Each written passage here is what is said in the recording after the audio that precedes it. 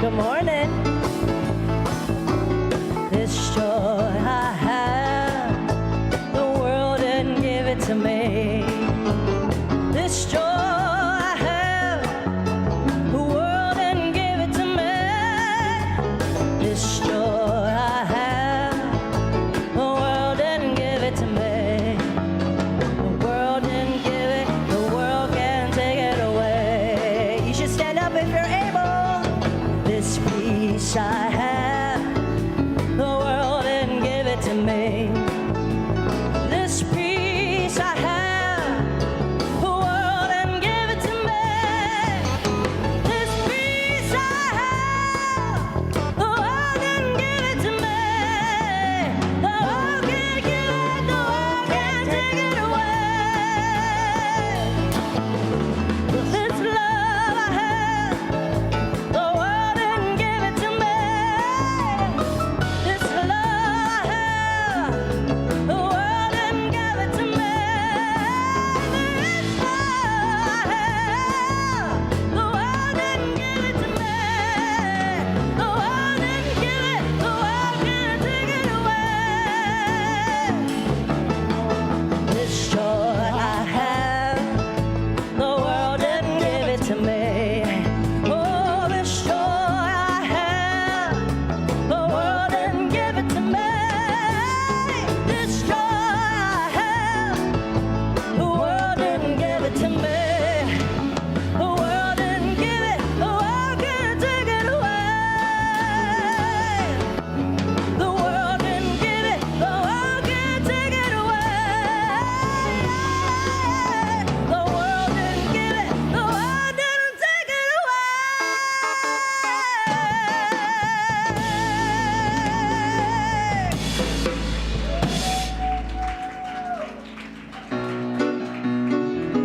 Yippers, yippers, yippers.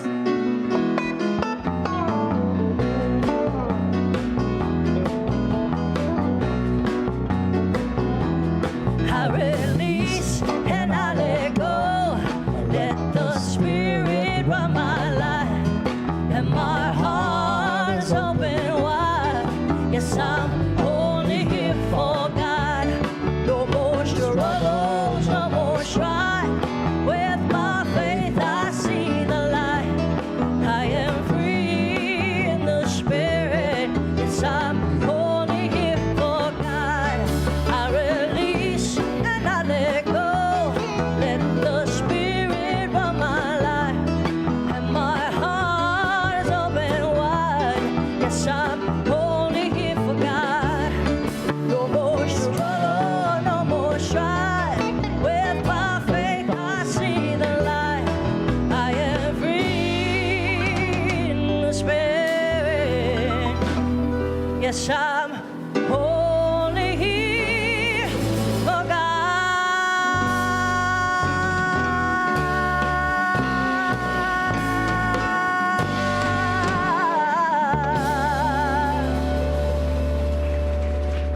Woo! It's a good Sunday, right? It's cold, but it's a good Sunday. It's a good Sunday.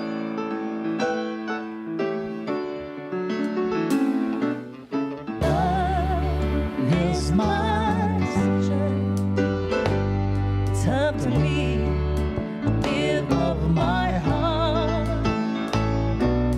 Love is my decision. No one else can tell me to start.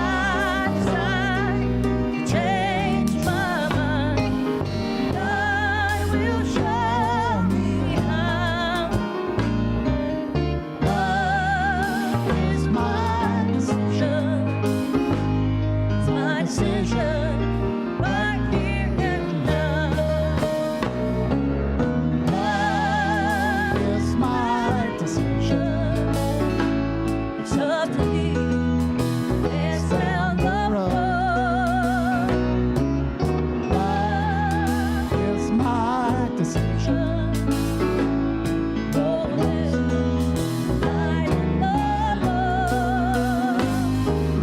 Once I decide to change my mind, God will show me how. Love is my decision. My decision right here and now. Love is my decision. Love me.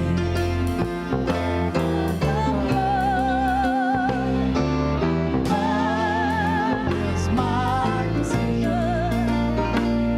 No one else higher my love. Once I decide to change my mind, God will show me how.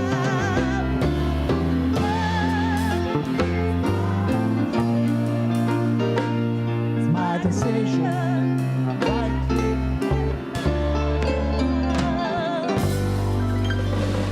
It's my decision right here and now.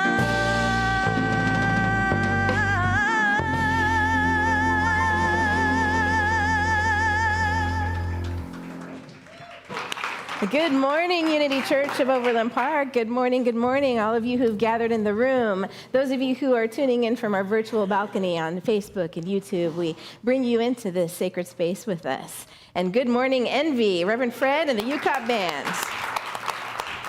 I'm Reverend Jackie Fernandez, and it is my great joy to be with you this morning. And I'm Reverend Eileen Stulak as well. Just love being here with all of you, wherever you might be, here in our balcony online with Facebook, YouTube. Love being the operative word. Because, a lot of times I will say in this opening piece that we gather together week after week to remind each other who and whose we are. And today, Well,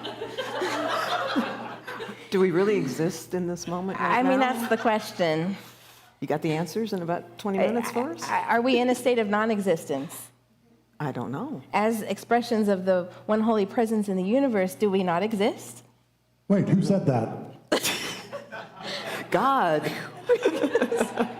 Fred is our avatar for God during this Lenten season. And if you're here for the first time today or tuning in and you're like, what is going on? So what had happened was the staff made me. Oh, yeah, let me have that arm once again, yeah. No, we are taking on the work of philosopher Peter Rollins' Atheism for Lent practice, which is not to say that we become atheists for Lent, but we take the conversation of does God exist and what is this thing we call God? Is that the word we want to use? We take it seriously. So it's a process of deconstructing and letting go of everything we think we know about God. It's a purification process so that then we can come to God as God is. Right? So if the God of your understanding is different than the God of your understanding is different than the God of my understanding, are we all right? Are we all wrong? And what does it even mean? So it's a way to examine our faith. And the goal is to then reach into a faith that goes beyond belief. And it's really a practice of spiritual growth. Absolutely. Super fun, right? So far. Well, because last week we were in the existence of God. That was fun. Easy. Today is the non-existence of God. And I'll tell you, for me, because I've been sort of working my way up to this, it's been a little rough. It's been a bumpy ride. So I'll share more about that. But now we're going to pray. Right first. I'm so glad you chose love as my decision. So we'll take it from there for the presence of love, right? We unite our hearts and minds in this one sacred presence with reverence for all that we experience as the presence of love. Love that is patient and kind. Love that is generous, affirming, validating. And we know that as we unite our own hearts in the unity of love, that we aggregate as a presence in our communities, and that we beam this love into the world, knowing that as so many right now are in pain and confusion and suffering, some in this room and some beyond the walls of this building, we expand the presence of our love into each and every heart, that it may be a presence that fortifies hope, inspiration, and a willingness to face the troubles of the day. Not alone, but in the power of community. And so it is with this presence and in this presence of love, and with the power of curiosity, which forges our imagination, expands our imagination, we will affirm one of our foundational truth statements in unity. And in this curious way, we will allow the words to expand their meaning in our hearts. There is only one presence and one power in the universe and in my life, God, the source of all good. And so we continue in this time of reflection, turning even deeper within to that heart space within each of us. And in our next breath, we realize the immense capacity that we have, each and every one of us, to love, to be love, to offer love, to receive love. Many have said it's the most powerful power we have. And so for those who have requested that we stand in the gap with them in love as they move through different challenges as well as wonderful joys in their lives. And we send this love forth. We see it surrounding them with peace and comfort, of joy and gratitude. And as we send it out, or perhaps embrace it more tightly within our own beings for ourselves, we don't define it.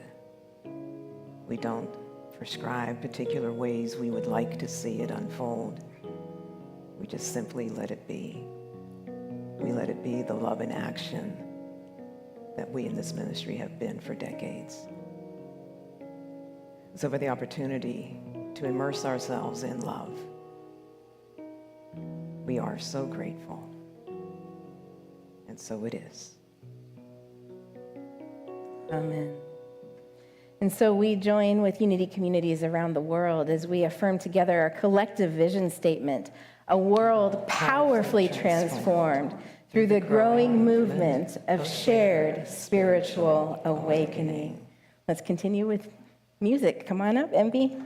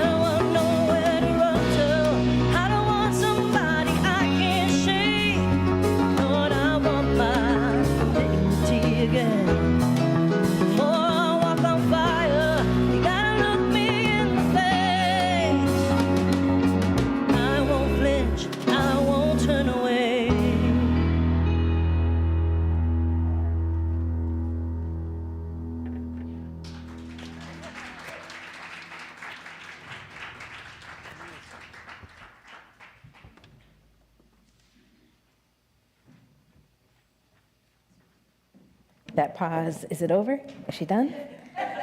Is she going to come back in and wail a big closing? Always. Always. You took it out? Well, you know why? Because it doesn't exist.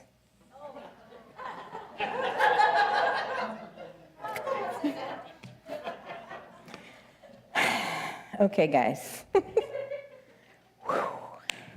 The non-existence of God. So just like last week, I'm going to ask you to notice what happens in your body when you take these ideas in. Even just this phrase, the non-existence of God. Do you feel a tightening?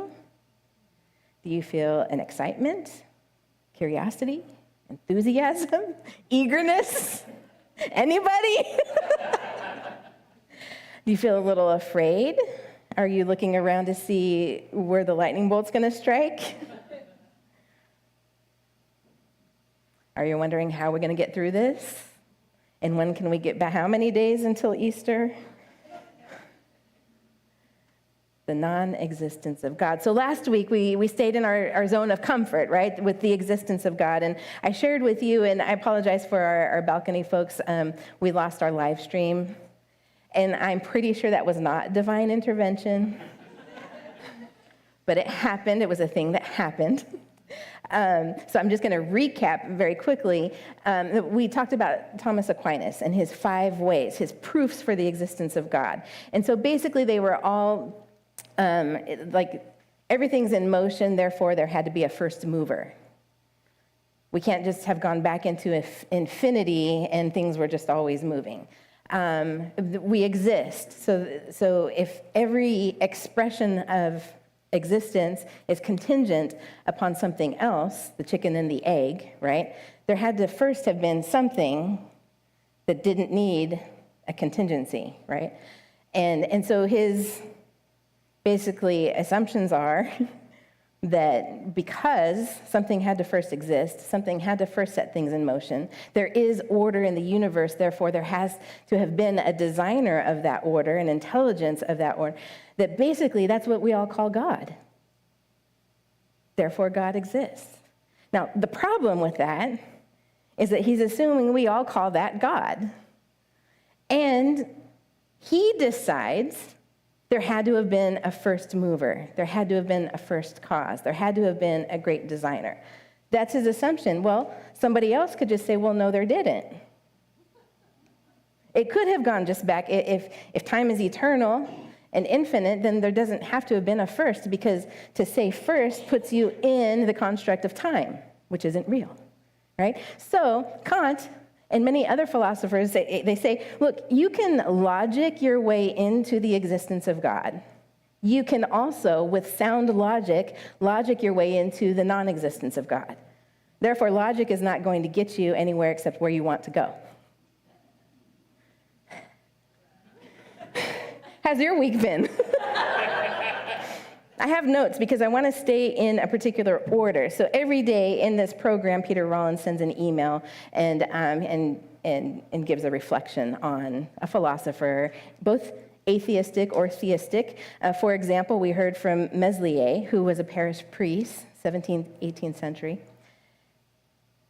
He, as a parish priest, in secret, wrote the very first systematic description of atheism. In secret, he wrote this. It was not discovered until after he died. He criticized religion. He criticized the institution of church.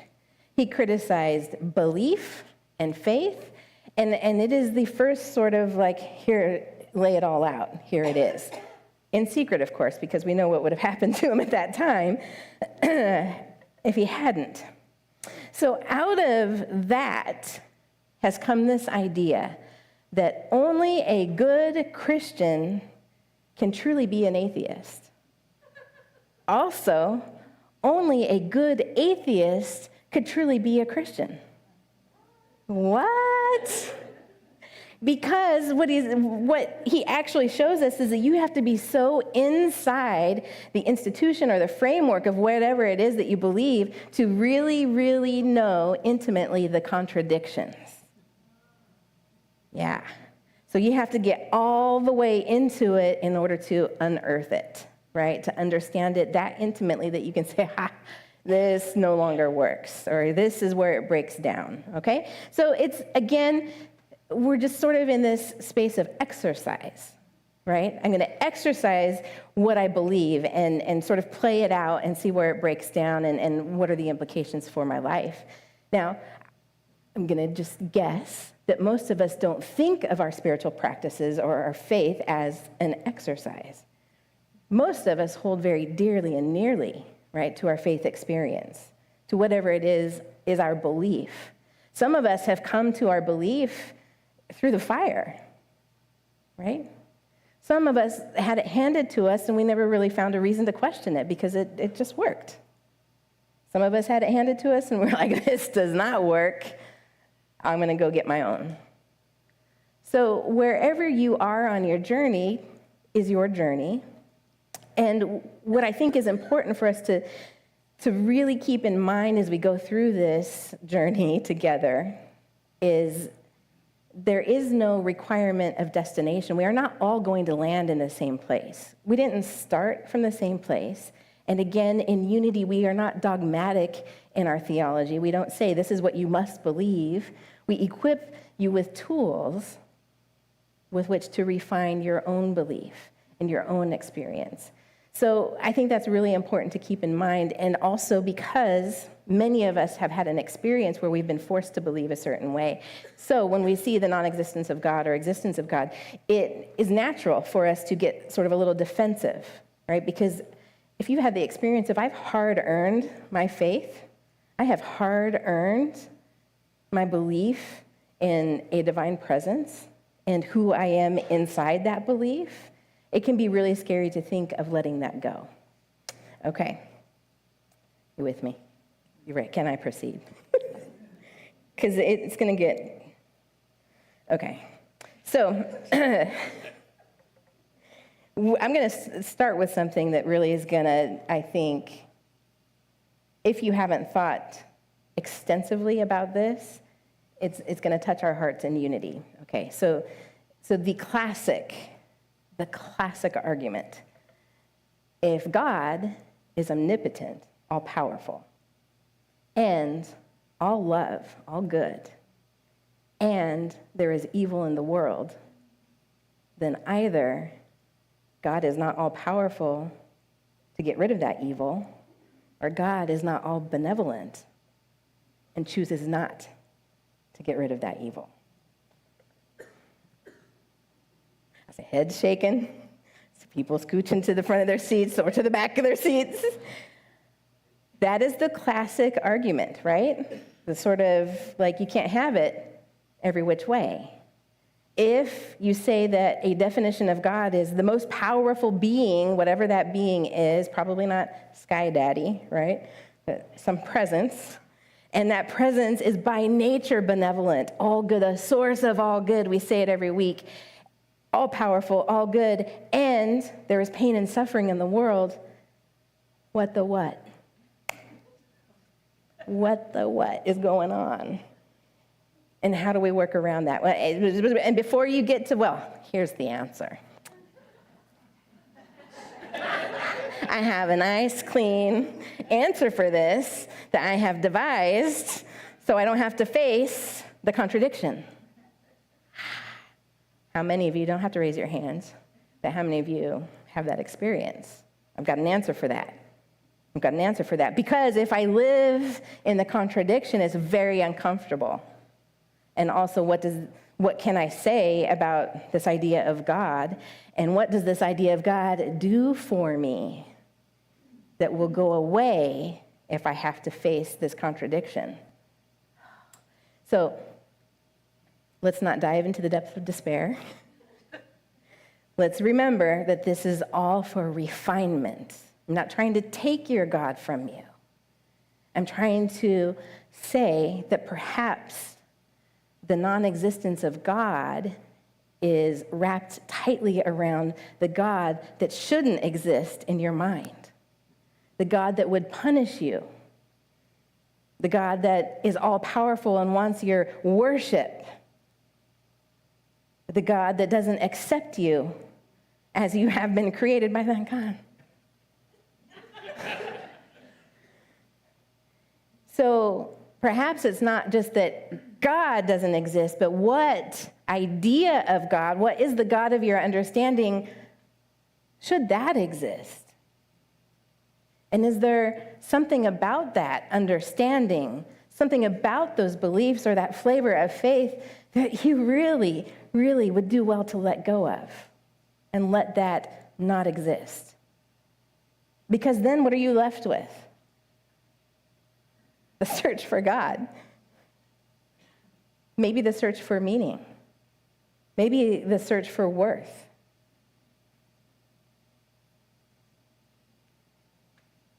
Next.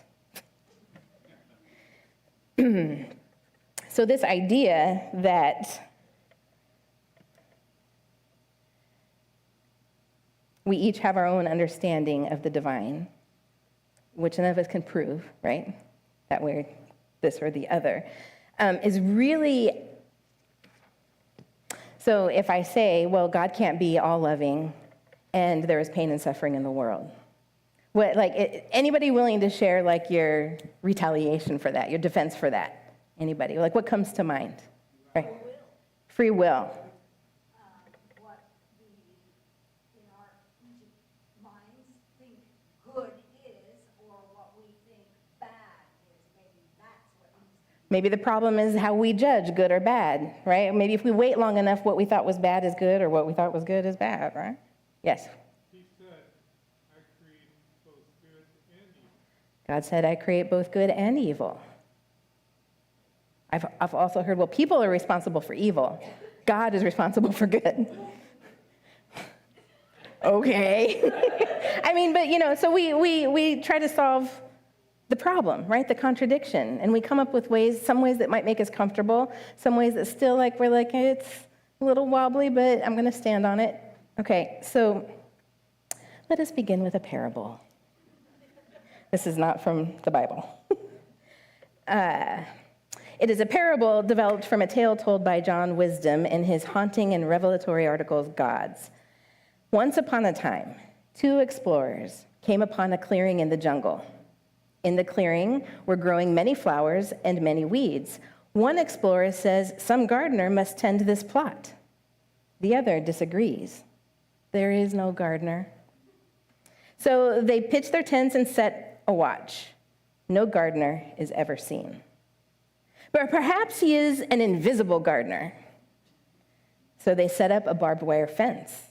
They electrify it. They patrol with bloodhounds, for they remember how H.G. Wells, the Invisible Man, could be both smelt and touched, though he could not be seen. But no shrieks ever suggest that some intruder has received a shock. No movements of the wire ever betray an invisible climber. The bloodhounds never give a cry, yet still the believer is not convinced. But there is a gardener, invisible, intangible, insensible to electric shocks, a gardener who has no scent and makes no sound, a gardener who comes secretly to look after the garden which he loves. At last, the skeptic despairs. But what remains of your original assertion?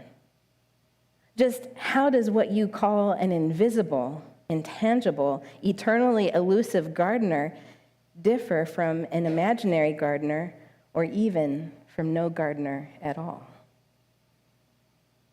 Duh.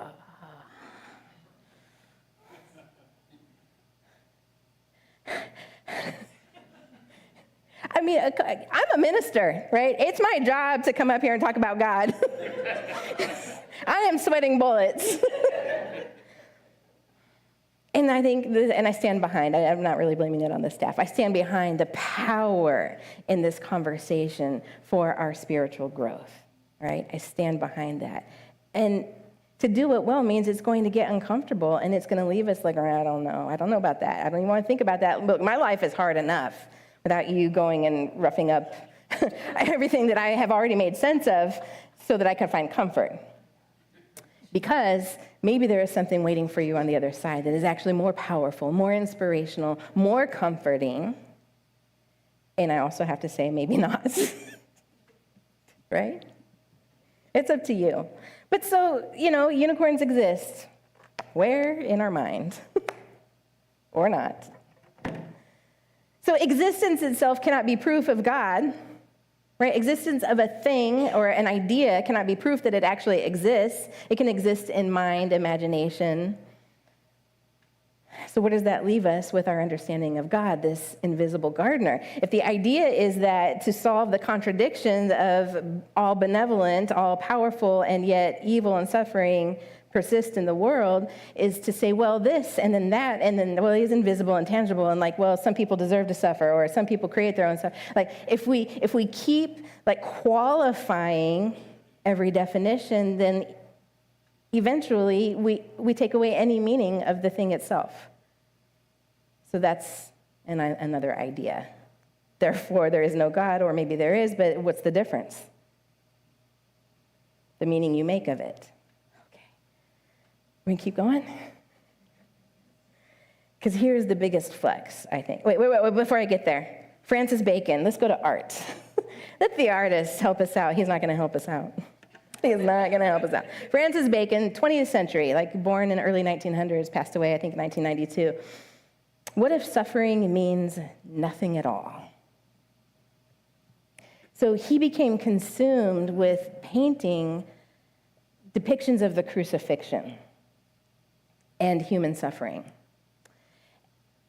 For him, the power in looking at the crucifixion lies in, like, this is a moment in time, my God, why hast thou forsaken me?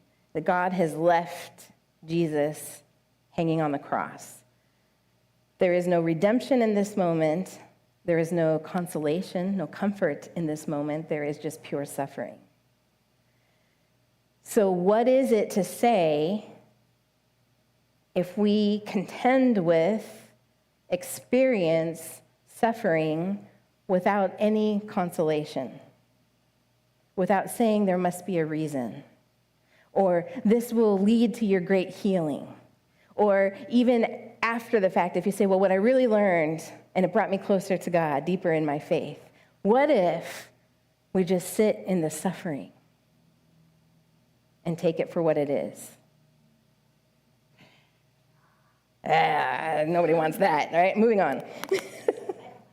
I don't like that. And I was like, oh, great, art. I'll show some art. No, I don't want to show you this art. Francis Bacon, Irish-born British. You can look it up yourself. And it's not gruesome. Some of it maybe is, but it's painful to look at, which is what he wants. He wants you to sit with human suffering and to be with that without a savior. Because then the question is God just your sort of antidote, your comfort, a thing that you make up to get you out of your suffering? And if that's the case, then what does God exist? It's not God, it's just your antidote, right? An imaginary friend, a tooth fairy, a Santa Claus, an Easter bunny. And, behind that, like, there's this idea that if you go around the world to the origination of ideas of deity, the forest people had forest gods. The coastal people had water gods. The plains people had sky gods. So that it's the human experience finds a mirror and calls it God, right? Okay. The biggest flex. I like this one because it's a little funny. It is actually meant to be a parody. Gasking is a philosopher who would go and tell this kind of at dinner parties. He never wrote it down, but it became so pervasively told that it's almost a parable itself.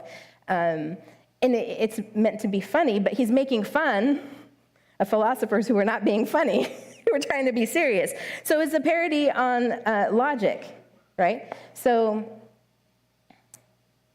let's say somebody has a beautiful piece of music, piano music, Chopin, something hard. Hardest piece of music you ever played, Fred? Liszt. Yeah. Okay, Franz Liszt. And you set it at the piano, and we ask Fred to sight read it. Okay? He does a great job. We clap. He steps away. Then you ask me to sight read it. Now, I play piano. I am not a piano player. I'm not going to sight read two-handed music. So you would expect Fred to outperform me. Yes? Yes. Like easy. There's no trick here. Easy. Fred will outperform me.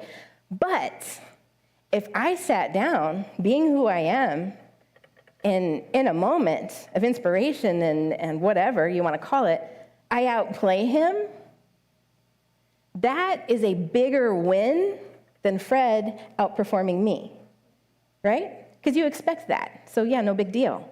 But if I go and I outperform him, goddess. That's not the funny part.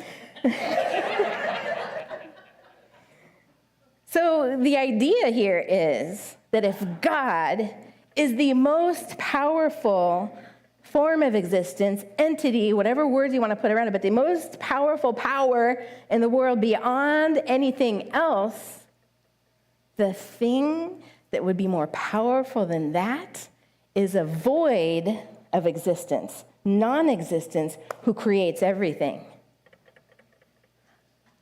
You see why this is a party trick, right? This is, you're drinking wine, whatever, and you're talking to your friends, and you're like, ha, ha, ha, why am I about to do that? If we go beyond that, to not exist and set everything in motion would be the biggest flex, the most powerful, you could say, non-existence in existence.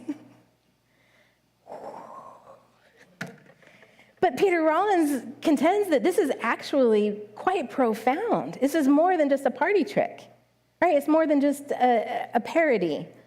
There's actually something to it. That what if God is an absence? What if God is a void? What if, like a black hole? Or in Unity, we use the word substance. What is that? It's a word we use to name the, you're laughing. It's a word we use. You know what? I already got ordained. They can't take that from me. It's a word we use to name the things we don't have a name for. And we can't see it. We don't know exactly what it is, right? We say, back of all existence is the substance of divine mind. You can't see it. You can't smell it. You can't electrify it. But it's there. Trust me. Lord, do not repeat that. Laura is not yet ordained. Do not quote me. Don't bring that into the final interviews. Please. Right? So we give it a name to explain it. The quantum field, give me a break. I mean, I love quantum physics, but give me a break. Right? Because so when the moment came that it was revealed, particles, once observed, will become wavelengths or particles based on what the observer wants to see. Are you kidding me? Are you that's convenient? Just blame the observer. Also, blame the fact that you can't explain why this particle or whatever is a particle in one scenario and a wavelength in another. Well, all potentiality exists at all moments, all possibility. And then whatever comes into existence is based on what you hold in mind. Therefore, it's all your fault. That's how we get, right? That's how we get to metaphysical malpractice. I think it would be really easy to just say, that doesn't really always play out in my mind, or else I would have rich people problems, right? Or else I would be fixing a lot of things that are wrong in this world, or else this, or else that, if it was that simple. So we become obsessed with naming the things we can't explain, right? And it's a worthy pursuit because we expand perspective, understanding of the world around us, even just expanding the way we think about the world around us is an important pursuit. So, if the biggest flex in the universe is to be a presence of non-existence, which, again, I have a problem. If it's a presence of non-existence, it exists. I can't even imagine that. So then there's if you can't even imagine whatever it is you can't imagine, the thing beyond the thing, substance, that's God. You found it. How do you know? What if it's God's? What if it's a being that's like, stop calling me God? Can you just get behind the curtain so you can see it's not God? It's void, it's a potential blob made of particles or wavelengths, depending on how you look at it, what you want to call it, right? We can't live our lives in right now where we are, right? How do we function in that? How do we navigate our day-to-day with this level of like, well, an atheist would maybe say just fine. Because so if you can't name it, prove it, be with it, then it ain't there. Stop. If you can't show me a unicorn, it ain't there. If you can't show me a mermaid, it ain't there. So this week, our assignment, if we choose to accept, is to be with the idea of the non-existence of God and feel what that feels like in our bodies. Notice the thoughts that inspires in the mind. Notice what you do with that, how you feel. Is there grief? Did you at some point today or maybe later today or tomorrow, you'll be like, oh, I have this idea of God. I have a feeling of unworthiness, and I'm pretty sure it's because I believe and have believed that God is disappointed in me, that I'm not living up to my full potential, which is a divine assignment, and I have failed it. So what if we question the existence of a God that would consider you a failure? What if that is the God that needs to be removed from existence in your mind, in your heart, in your belief system, in your faith? That's the goal. The goal here is not to get rid of God, to lose our faith, to lose our relationship. It is to reach for a faith beyond belief. That it's not because I can prove it out, I can logic my way through it, because we can also logic our way out of it. But it's to even transcend the idea that I must prove anything about this faith that I have. But what I must do for the good of my own heart and soul is question it, is refine it, clarify it, and move out of existence all of that actually takes me further from the God of my understanding. Are you with me?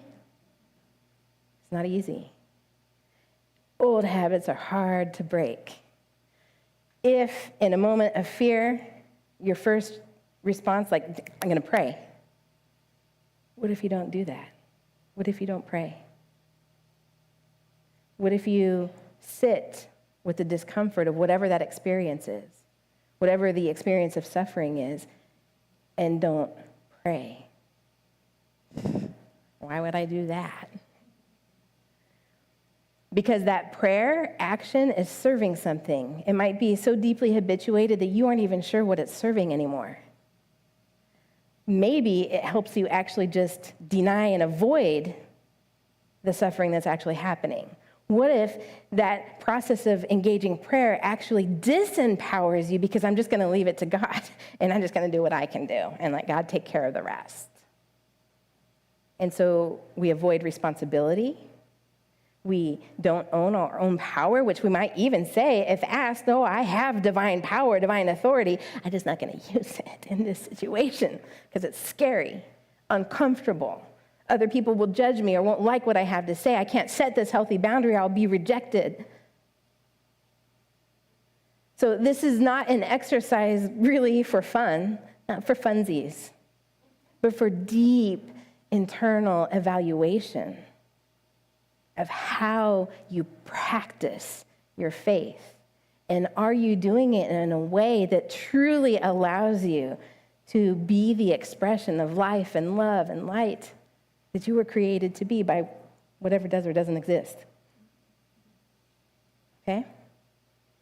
It is a blessing, I promise you that. And the degree to which you are willing to experience this, to walk through it, to practice, to try it out, will be reflected in the degree to which you experience transformation. And let that be your blessing this week. I love you.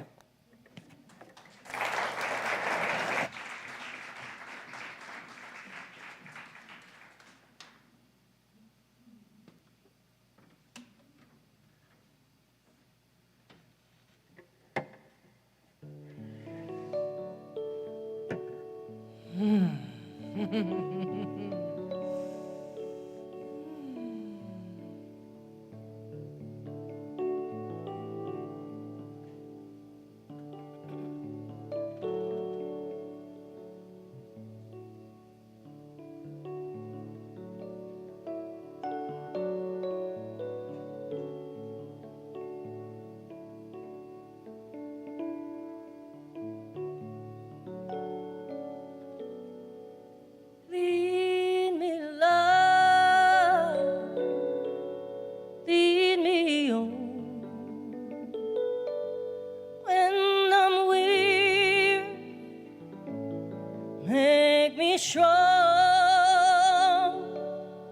Lead me, love, help me grow. Lead me, love, lead me home. Lead me, love, lead me on. I am ready, I am strong. Lead me, love, watch me grow. Lead me, love, lead me home. Lead me, love, lead me home.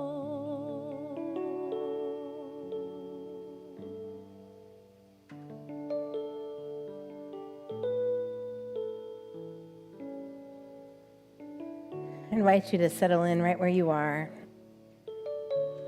allowing yourself to relax into this moment, into this space, just as you are,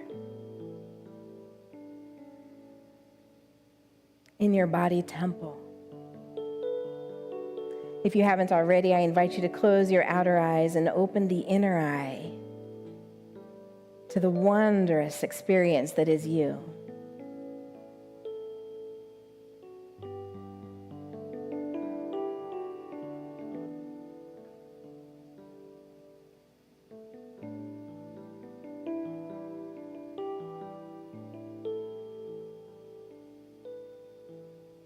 The breath flows in and out, the blood circulates.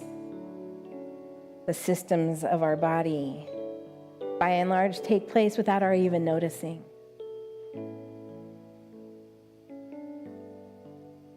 Almost as if by design.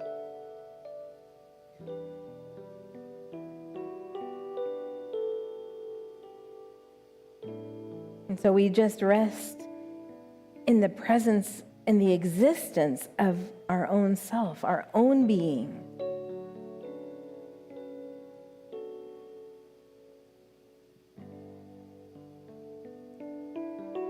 Noticing if a willingness might come forth to face our experiences, our circumstances, our suffering, our joy, simply as it is, without appealing to, giving credit or blame to a divine presence.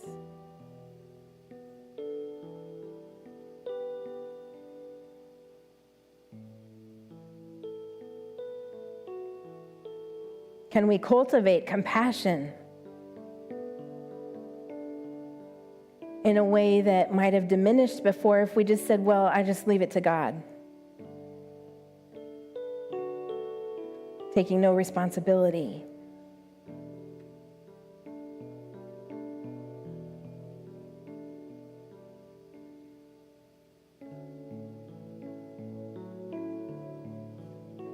What if we are the only presence?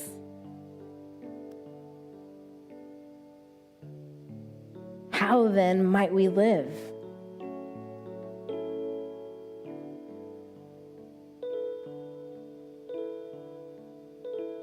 With benevolence?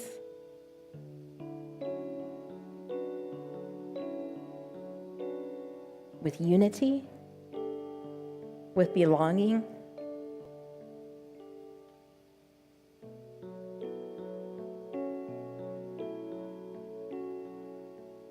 Or do we turn to self-loathing, shame, fear? There are no right or wrong answers. There's only the question that begs an answer for our attention, our awareness.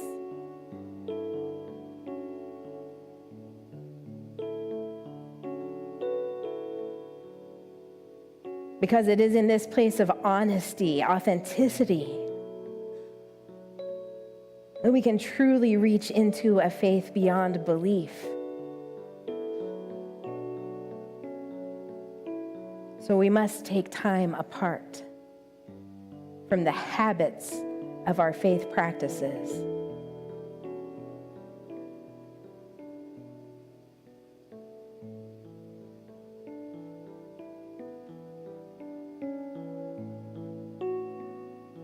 That we may meet ourselves, that we may meet divinity.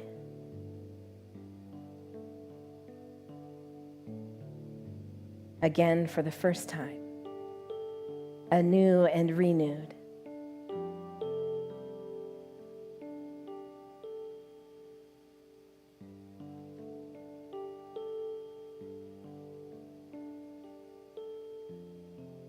For this complexity of mind, we are so grateful. For the depth of heart and soul in this human experience, we are so grateful. For the power of community, we are so grateful.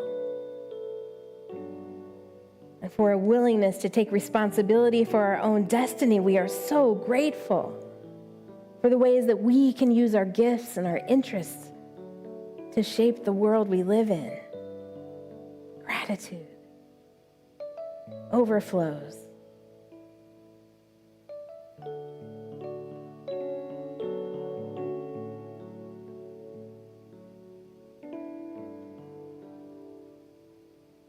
Thank you. Thank you. Thank you.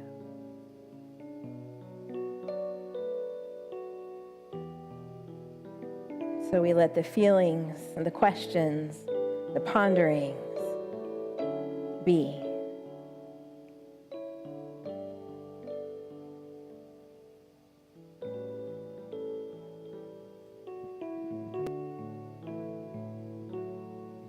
Lead me, love, lead me on. When I'm weary, make me strong. Lead me, love, help me grow. Lead me, love,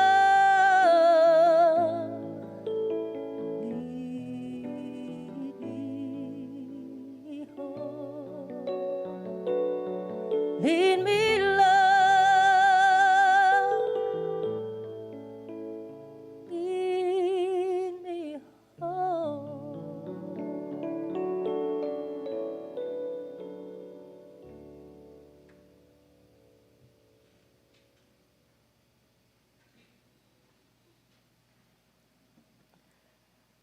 If you've been with us for any period of time, you know that this is where we pause in our services to bless and offer financial offering and give thanks and gratitude for all of the many ways that you share your prosperity and abundance. And I try to come up here every time with a thread to pull from the message. There's so many freaking threads go. And each one had knocked over like 5 dominoes of consecutive, oh. And she came over before after the message and said, don't look at me, don't even talk to me right now. But there were 3 phrases that did resonate with me so immediately and deeply. I wrote them down because I wanted to share them here with you in case you need any assistance like I feel I do to just stay on my feet. 3 very short phrases that the sentences Jackie offered. What the what?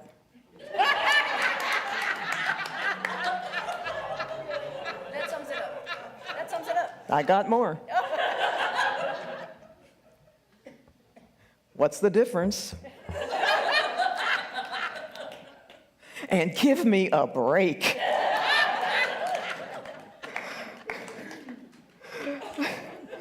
I was going to say that sounds like an amen, but I don't even know if I can say an amen right now. So, and what I can say is there has been such a difference in this community because of you, because of, again, the multitude of ways in which you share your time and your gifts and your financial offerings as well.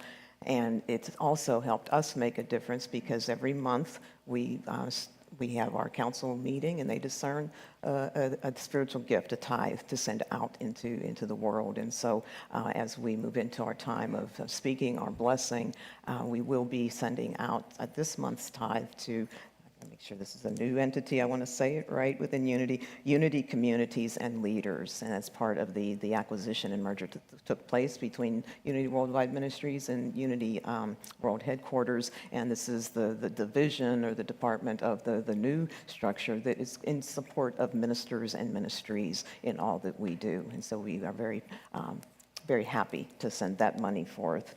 And one other opportunity to share your abundance, your financial gifts that we wanted to bring to your attention, you may have seen it on our Facebook page, is that the recent law that went into effect in our state that invalidated the trans community in terms of their IDs and their licenses and so forth, setting aside just the cruelty of that, there are implications of cost for those who now need to, make changes to their documents and find transportation and ways to get to the appropriate offices. And so if you would like to make a donation to help that move forward as smoothly and quickly as possible as it can, you can do a donation and just put if you're doing it online, just put a note in the comment for trans ID. And then that money will be set aside and given to those who are in need of it right now so that we can stand with our fellow human beings, our brothers, our sisters. And so with that, if we can take a moment now to bless it all with the words that are on the screen. And as Reverend Jackie's been inviting us these last 2 weeks, the words that might seem very familiar, even habitual in nature, we speak them maybe with an awareness as to what do they truly mean? What am I truly saying as I give forth my support? And so let's speak these words together. Divine love through me blesses and multiplies all that I have, all that I give, and all that I receive. And I am joy-filled and grateful.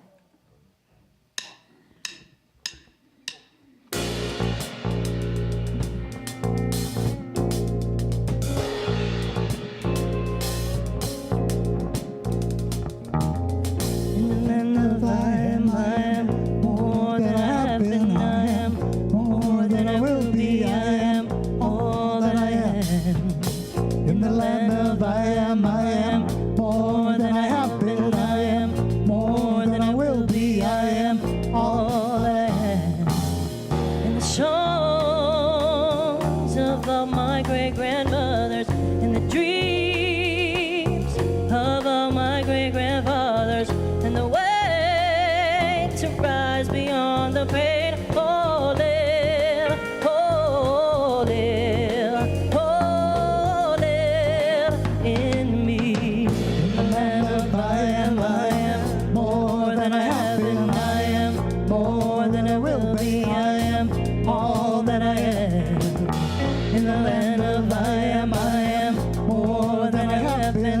am more than I will be. I am all that I am. And the smiles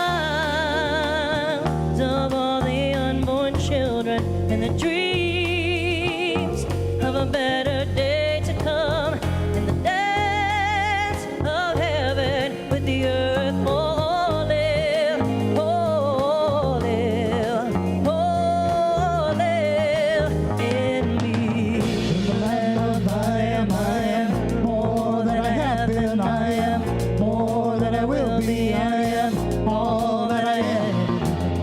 In the land of I am more than I have been. I am more than I will be. I am all that I am.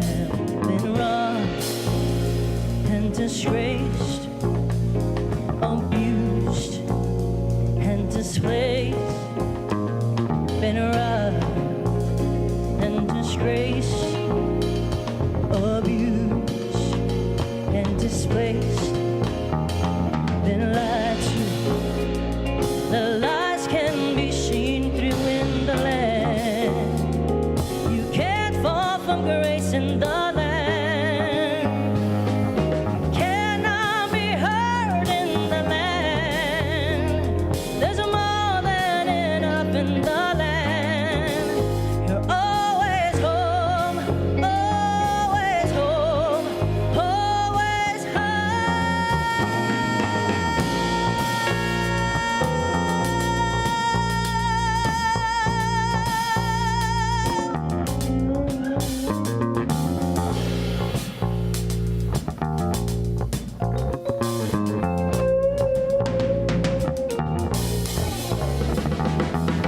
in the land of I am more than I have been. I am more than I will be. I am all that I am.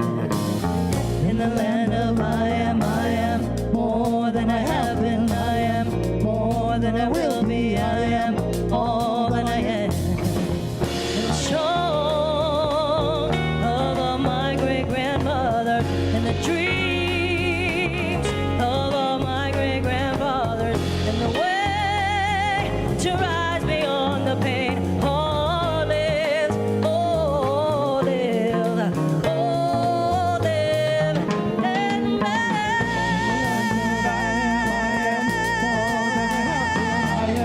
More than I have been. I am all that I am. In the land of I am more than I have been. I am more than I will be. I am all that I am.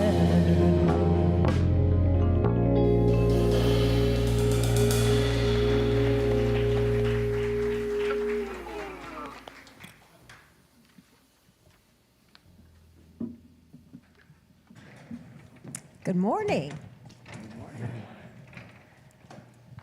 Here we are, It is. but not really. And I have a question. Times 1 million.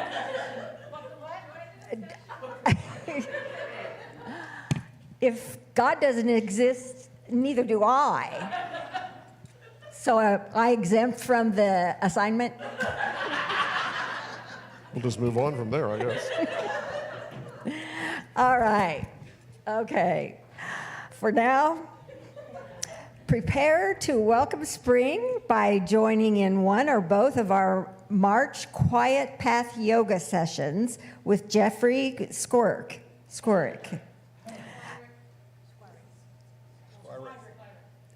Classes are Sunday, March 8th and Sunday, March 22nd at 12 p.m. in the studio. Experience renewal and peace to fuel your life. The suggested offering for this class is $5.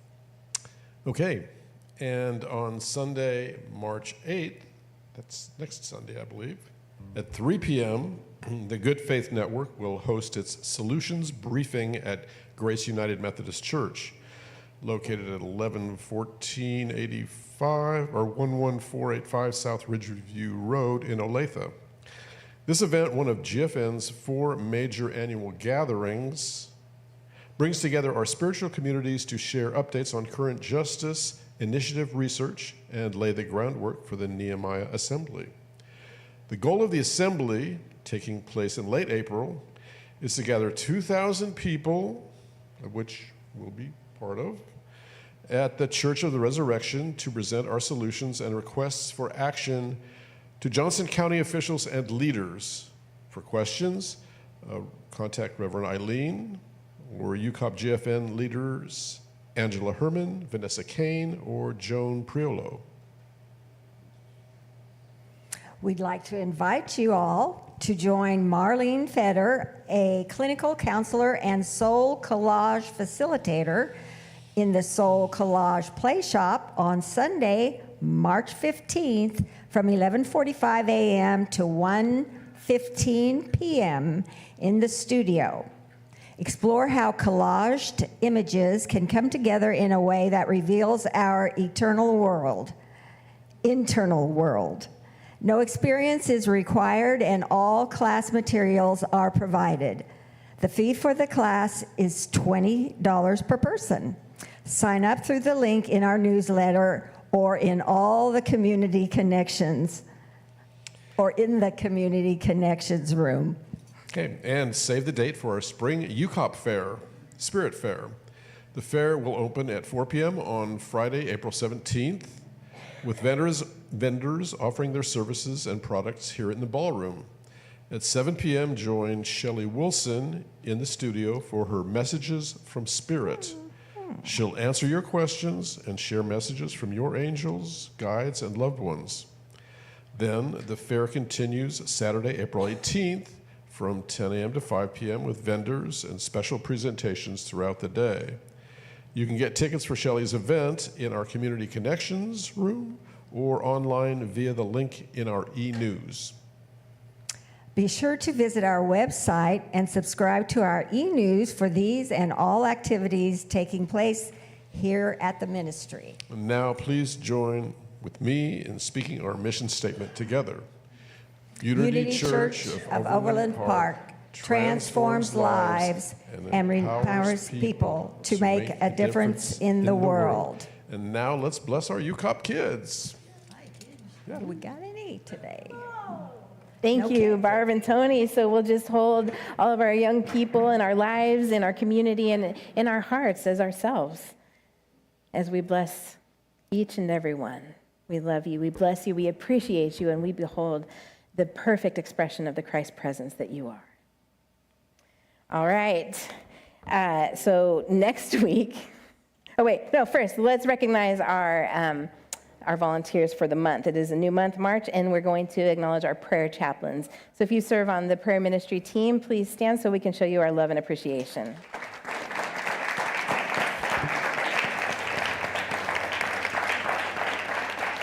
Thank you. They hold the prayer consciousness of this community, and they call many of you. If you don't receive a monthly call from a prayer chaplain and you would like to, you can sign up over on the table where Ruth Ann is. You can also receive prayer every week by just simply going to the table, or one of our chaplains would be happy to pray with you. All right, next week, we've done the existence of God, the non-existence of God. Next week is the hyper-existence of God. This is the God in everything. Maybe? Okay, so come back. Also, after service at 11:30, we're having just a 45-minute discussion. Last week, it was really, really enlightening and powerful and fun. So I invite you to come with us right through those doors in the Idea Lab. There is a Zoom link available for those of you attending virtually if you would like to join us as well. Ends at 12:15, so then you'll have time to go to Yarn Blessings at 12:30 if that is part of your plan for this day as well. So Yarn Blessings will be in the cafe at 12:30. And then next Saturday, our men's group will be meeting at 8:30. Starting at 8:30, the meeting starts at 9, but they, like to come early and make breakfast right there in the cafe. So that's next Saturday, March 7th. And I think next week is daylight savings. Okay, so we're going to send a reminder in the newsletter. We're going to send a reminder with the email that goes out for those who are serving. And this is also your heads up reminder. Don't miss the time next week because you didn't set your clocks. And don't blame it on God. All right. Let's close with song, Shine, Be Glorious. Please stand as you're willing and able, or simply raise your aura.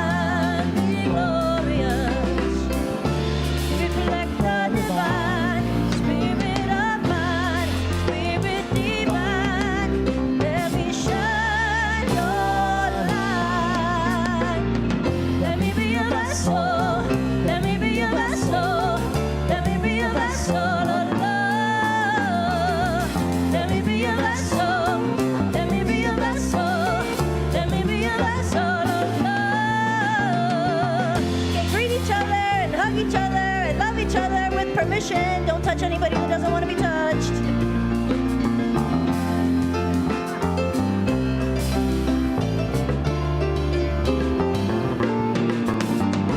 Shine, be glorious, reflect the divine.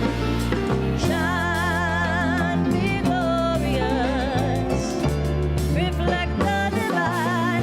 Spirit of mine, spirit divine, let me shine your light. Now join me from right where you are in the prayer for protection. The light of God surrounds us. The love of God enfolds us. The power of God protects us. And the presence of God watches over us. Wherever we are, God is or isn't, all is well.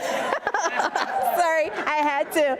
And all shall be well, and all manner of things shall be well, for there is a force of love moving through the universe that holds us fast and will never let us go. Bless you, bless you, bless you. I love you.